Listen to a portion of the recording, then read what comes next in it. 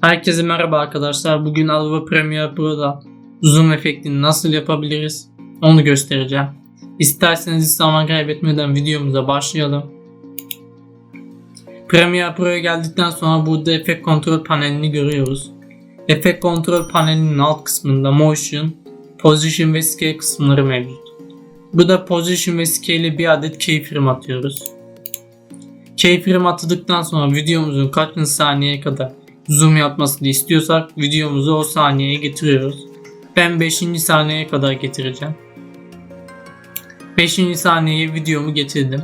Daha sonra yapmamız gereken burada videomuzu yakınlaştırmak scale ile. Siz bunu tabii ki kendi göz zevkinize göre ayarlayabilirsiniz. İstediğiniz yere sağa sola da çevirebilirsiniz. Ben mesela kedinin yüzüne zoom yapmak istiyorum. Bir oynatalım videoyu tekrardan. Gördüğünüz gibi video yakınlaşıyor. Ama arkadaşlar gördüğünüz üzere ben 5. saniyeye kadar zoom yapmıştım ama 5. saniyeden sonra da video bu şekilde kalıyor. Peki bunu nasıl giderebiliriz? Yani videoyu eski haline döndüreceğiz. Burada Position ve Scale'in yanında Reset simgesi mevcut. Reset'e bir adet basıyoruz.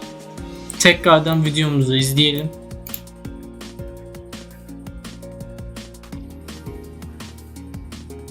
Gördüğünüz üzere 5. saniyeden sonra video eski haline döndü.